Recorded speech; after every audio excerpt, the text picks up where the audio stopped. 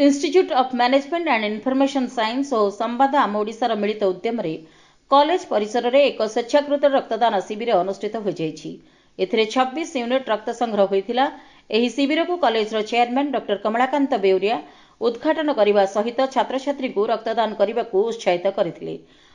Professor बादल रथ, professor स्निग्धामयी Chaudhary शिविर परिचालना करथिले। कॉलेजर कर्मचारी शिविर परिचालन रे सहयोग करथिले।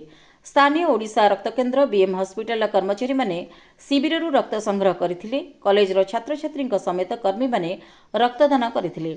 आम ओडिशा रक्तदान शिविर संयोजक प्रभंजन पाणिग्राही प्रत्यक्ष तत्वावधान में शिविरटी अनुष्ठित होता। आम ओडिशा रक्तदान अभियान में सामिल होइथिबारु आम ओडिशार अध्यक्ष सौम्यरंजन पट्टनायक समस्त रक्तदाता तथा अनुष्ठान को अभिनंदन कृतज्ञता जणाइछन्ति।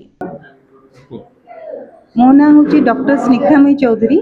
मु आईएमएस अनुष्ठान रे associate professor in the HR area रे काम करछि। मैडम को कहबे आज रक्तदान शिविर अनुष्ठित यार उद्देश्य देखु आज्ञा रक्त गोटे एमितिया जिनस जोटा आम कौन फैक्ट्री रे मैन्युफैक्चर करि परिबा नाही। एई रक्त आम पाइबा आ गोटे सबल शरीर माध्यम ही। तो इथरे मु एई वार्ताटा कहबी कि आईएमएस रो जो प्रयास आम सोसाइटी को आम किछि हेल्प करिबा सेही प्रयास माध्यम रे गोटे आम रक्तदान शिविर करूछु। तो एई रक्तदान शिविर रे या आमर गोटे लक्ष्य कि जेकोसी लोक जो मैंने आजिकल आप देखु एत एक्सीडेंट होची लोक मैंने रक्तहीनतार शिकार होती।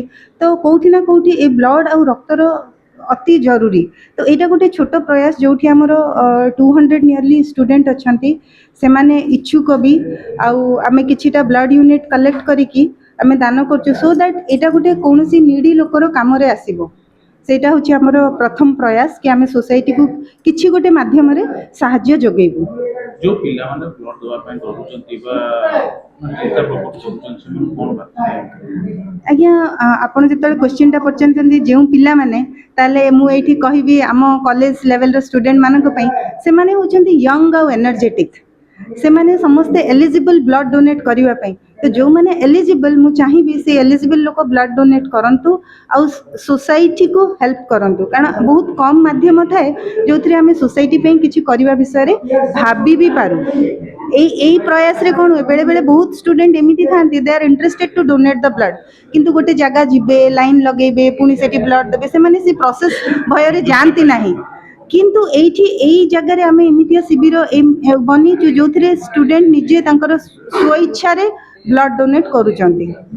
आ मु या चाहिए प्रत्येक स्टूडेंट प्रत्येक कॉलेज रे इंडिया गोटे ब्लड डोनेशन कैंप हो माने कार्यरत लोक गुड़ा या एनकरेज करंतु सो दैट आम कौन माध्यम रे जो यंग ब्लड को यूज करि परिबा आ बहुत लोकंकर जीवन बंचई परिबा।